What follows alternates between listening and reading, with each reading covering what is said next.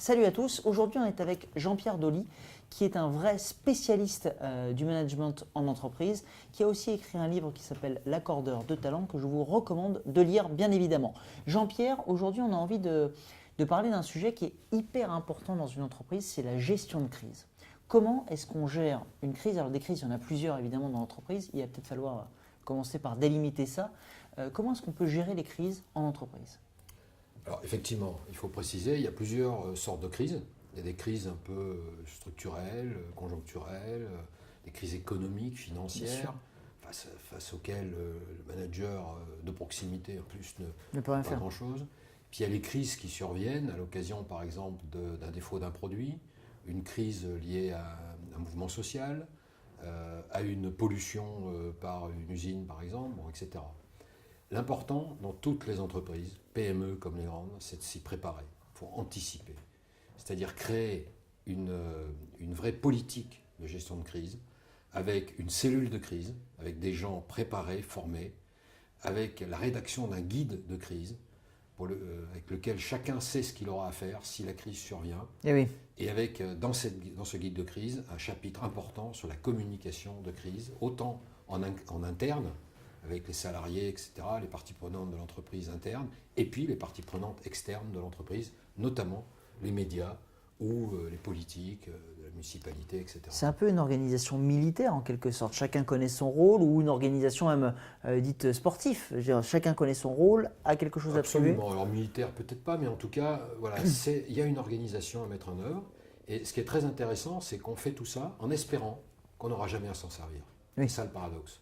Mais Le jour où il y a besoin, on sait et comment c'est le faire. travail de toute cette anticipation, donc de former au départ, et ensuite de faire des simulations, de Régulière, faire de l'entraînement régulier, en espérant toujours que ça n'arrivera jamais. bien sûr. Alors évidemment, tu as des gros cas de crise dans l'énergie, dans l'eau, enfin dans les matières premières. Je pense notamment qu'il y a des services publics. Ça forcément, les mecs s'entraînent régulièrement. Mais tu as aussi la gestion au quotidien, des crises au quotidien, je présume. Alors les petites crises au quotidien, ou les presque crises, Les presque crises. ça c'est intéressant aussi à analyser et étudier, et c'est évidemment le rôle du manager de proximité de s'en inquiéter et de le gérer. Premièrement, l'essentiel c'est de prendre du recul, prendre de la hauteur. D'accord. Face à quelque chose d'imprévu, même si on y a pensé, voilà, c'est subit. On ne se précipite pas, on prend de la hauteur. On prend de la hauteur. Ouais, ouais. Ensuite, il faut que le manager aille au front. Il faut qu'il s'implique. Il ne faut pas qu'il délègue ce genre de problème qui survient tout d'un coup. Il faut qu'il vraiment il soit impliqué. Moi, ça m'est arrivé d'avoir à gérer une crise en tant que directeur d'une entité. C'était quasiment du 24 heures sur 24 pendant une semaine. C'est à ce point-là, parce que voilà, l'enjeu est colossal pour l'entreprise. Bien sûr. Troisième chose, c'est de se former et continuer à se former, notamment sur la communication. Donc c'est de la répétition. Donc répétition, et puis avec des gens comme toi, faire du média training Bien sûr. pour s'entraîner par exemple, à répondre à des questions, Oui, mais évidemment. en interne, par exemple, avec les partenaires sociaux ou avec les salariés, en externe, avec les médias, avec les élus Bien sûr. des municipalités.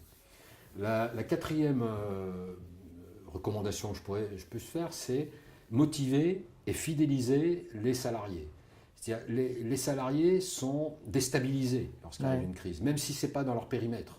Donc, il faut les mobiliser et faire en sorte de leur donner toutes les informations dont ils ont besoin, en grande transparence, pour pouvoir être à l'aise en interne déjà, mais surtout aussi en externe, parce que quelque part, à l'extérieur, ils vont être les ambassadeurs de ce qui s'est passé à l'intérieur de leur entreprise ou de leur établissement. Ça signifie transparence, ça aussi, du coup.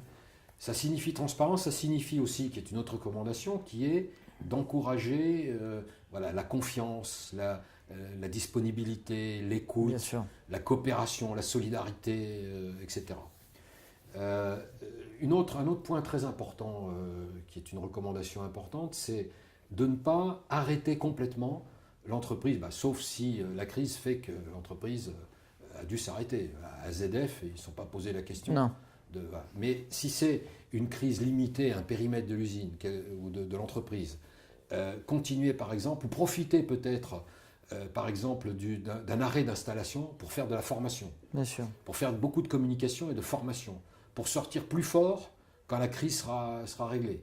Et puis pour occuper intelligemment aussi les gens, plutôt que de les mettre en chômage technique, voilà, Bien sûr, c'est les occuper. Il y a toujours des Former, actions de formation. informer, c'est obligatoire. Absolument. Et puis en profiter aussi pour peut-être s'être aperçu à l'occasion de la crise qu'il y avait des petites failles dans l'organisation, dans les modes de fonctionnement, dans les process, dans les systèmes. Et donc, c'est accepté aussi, ouais. C'est accepté qu'il y a un problème. Un peu comme une équipe sportive que tu as citée. Ouais.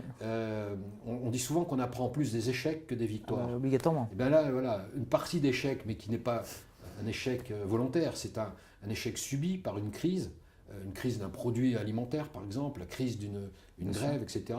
On doit en tirer les enseignements, on doit faire ce qu'on appelle un retour d'expérience, une capitalisation, pour pouvoir ne pas refaire la même erreur et ne pas reproduire non plus, ne pas réinventer l'eau chaude comme on dit, parce qu'on aura préparé avant, je l'ai dit tout à l'heure, on aura formé, on aura fait un guide de crise, on aura restauré une communication transparente et donc on sortira plus fort, paradoxalement, d'une crise ou d'un échec ou d'une défaite dans le sport que à la limite d'une victoire. Oui, parce que ça permet la gestion de la crise, mais ça permet d'anticiper la crise aussi dans certains cas. Exactement. D'accord.